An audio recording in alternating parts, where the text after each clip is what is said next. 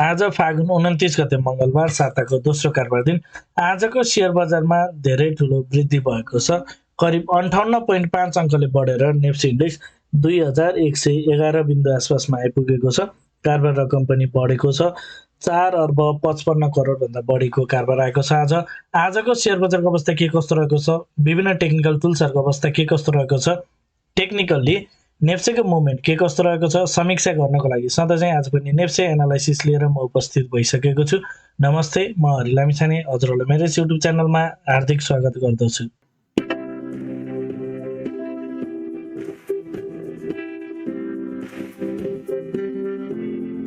यस YouTube channel मार्फत मैले share बजारसँग सम्बन्धित विभिन्न किसिमका भिडियोहरू लिएर आउने भएको हुनाले यदि हजुरहरूले अहिलेसम्म पनि मेरो च्यानल सब्सक्राइब गर्नुभएको छैन भने कृपया च्यानल सब्सक्राइब गरिदिनु होला र भिडियो पुरा हेर्नुभयो भने हजुरहरूले मैले भन्न खोजेको कुरा सबै सजिलैसँग बुझ्न सक्नुहुनेछ। सेयर बजार अत्यन्त जोखिमको क्षेत्र भएको हुनाले लगानीकर्ता स्वयंले गहन अध्ययन र अनुसन्धान गरेर मात्र आफ्नो कदमहरू चाल्नको लागि उचित हुन्छ। यो भिडियो नितान्त इन्फर्मेटिभ तथा एजुकेसनल पर्पजले तयार गरिएको हुँदा यस भिडियोको आधारमा आफ्नो ट्रेडिङ स्ट्र्याटेजी नबनाउनको लागि हार्दिक अनुरोध गर्दछु। स्क्रिनमा नेप्सेको प्राइस चार्ट देख्न सकिन्छ। आज पनि नेप्सेमा एउटा बुलिस क्यान्डल बनेको छ, एउटा ठुलो बुलिस मरबुजी क्यान्डल बनेको देख्न सकिन्छ। कारोबार रकम पनि धेरै नै राम्रो छ, एभरेज कारोबार रकम भन्दा पनि धेरै राम्रो, 4.5 अर्ब भन्दा बढीको कारोबार छ।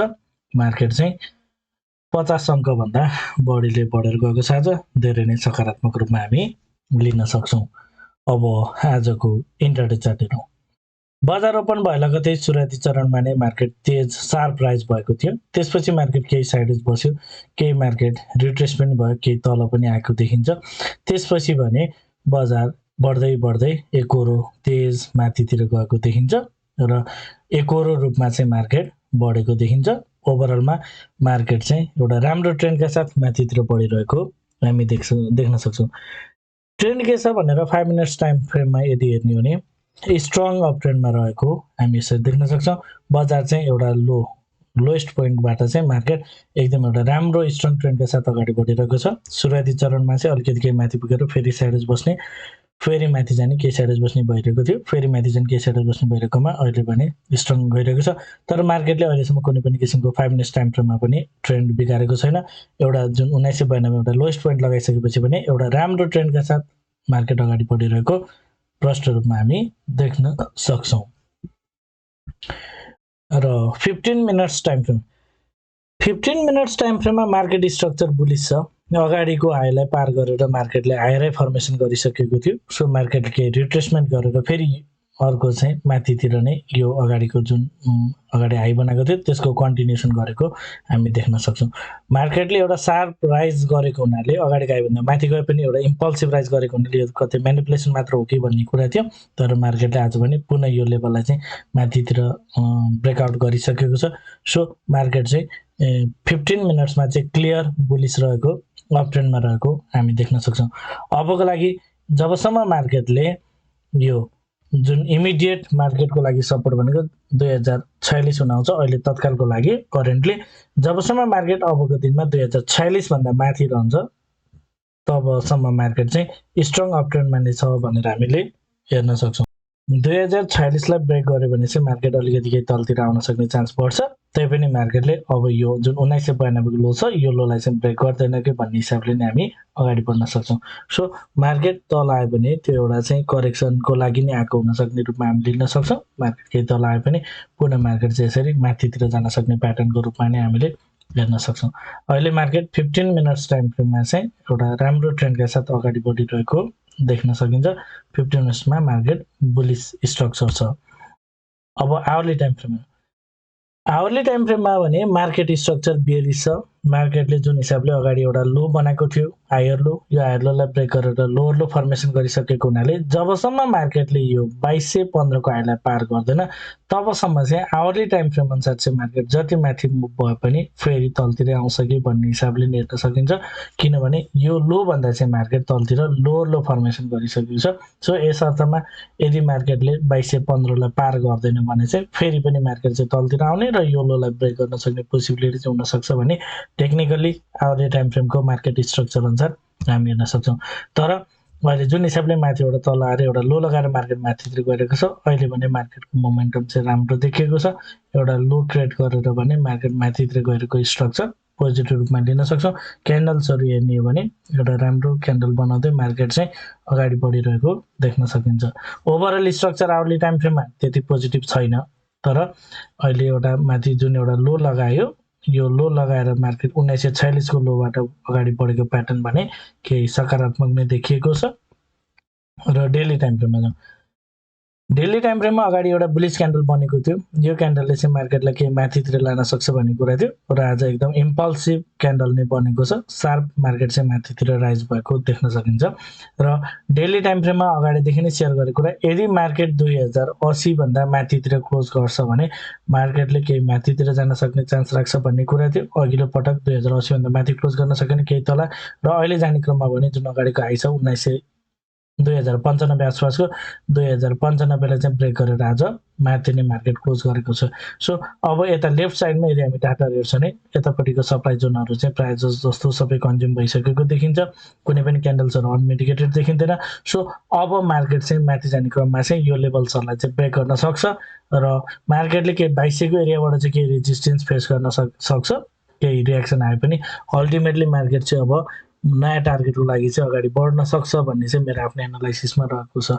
एकैचोटि मार्केट बढ्दैन, तलमाथि गर्दै अगाडि बढ्ने हो। तर जुन हिसाबले मार्केट यहाँबाट अगाडि बढेको छ, एउटा इम्पल्सिभ राइज दियो मार्केटले, त्यसपछि एउटा करेक्सन पनि दियो, र अहिले बजार चाहिँ यसरी पुनः यसको चाहिँ कन्टिन्युसनको लागि चाहिँ माथि गएको छ। यसले 2200बाट यो जुन अगाडिको यो स्याडो छ, यो स्याडोबाट चाहिँ केही रियाक्सन दिए पनि अल्टिमेटली मार्केटले यो हाईलाई पार गर्दै पुनः 2215, योभन्दा अगाडिको हाई भनेको 2250, त्योभन्दा अगाडिको 2278 पार गर्दै मार्केट 2300 वा त्योभन्दा माथिको टार्गेट चाहिँ एचिभ गर्न सक्ने चाहिँ हुनसक्छ भन्ने मेरो आफ्नो एनालाइसिसमा रहेको छ।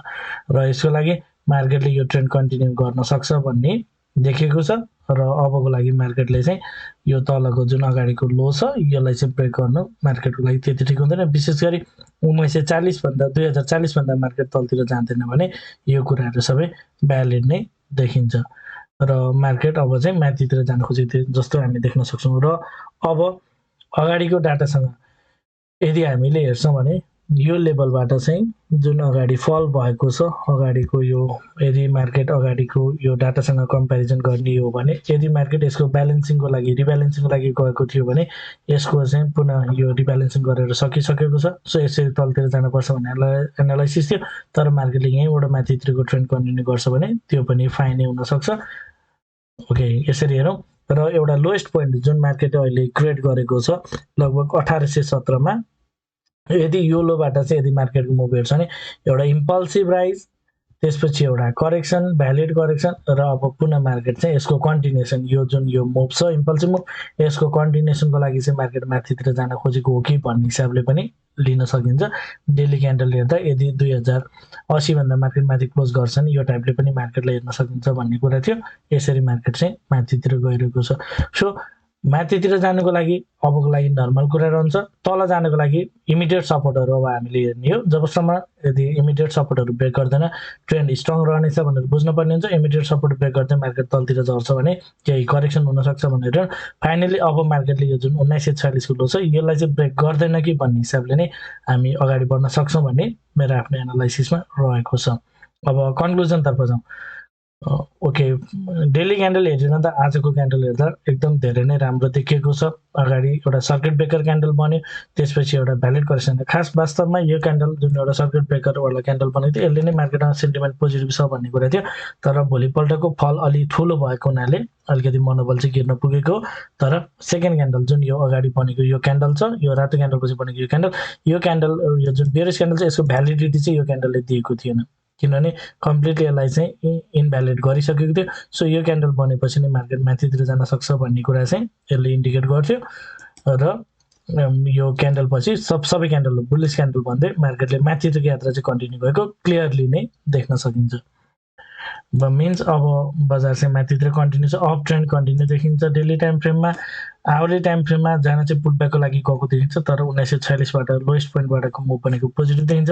15 मिनट्स टाइम फ्रेममा मार्केट स्ट्रक्चर भेरी बुलिस छ, माथितिर गइरहेको प्याटर्न छ भने 5 मिनट्स टाइम फ्रेममा पनि मार्केट बुलिस छ र माथितिर गइरहेको यात्रा देखिन्छ।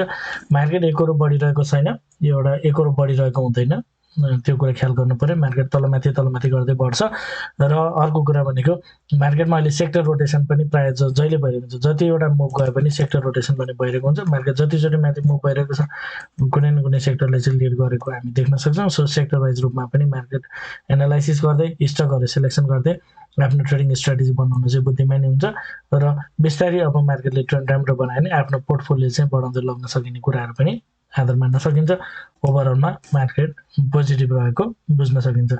योभन्दा अगाडिसम्म चाहिँ डाउट थियो मार्केटले के गर्छ भने, तर अब आजको क्यान्डल र अगाडि सर्फेसले सबै प्याटर्न्सहरू हेरिरहँदाखेरि चाहिँ अब मार्केटले चाहिँ अब एउटा राम्रो ट्रेन्ड चाहिँ क्याच गर्न खोजेको हो कि पुनः अप ट्रेन्ड चाहिँ क्याच गर्न खोजेको हो कि भन्ने देखिएको छ। ओभरअल सबै कुराहरू सकारात्मक रहेको देखिन्छ। सबै अडियन्स साथीहरूलाई हार्दिक बधाई तथा शुभकामना भन्दै हजुरहरूलाई मेरो एनालाइसिस के कस्तो लागिरहेको छ कमेन्टमा जानकारी गराइदिनु होला। मेरो एनालाइसिस मेरो प्रेजेन्टेसन मन परेको छ भने भिडियोमा एक लाइक पनि अवश्य गरिदिनु होला। मलाई केही सल्लाह सुझाव वा प्रतिक्रिया छ भने कमेन्ट मार्फत दिन सक्नुहुनेछ।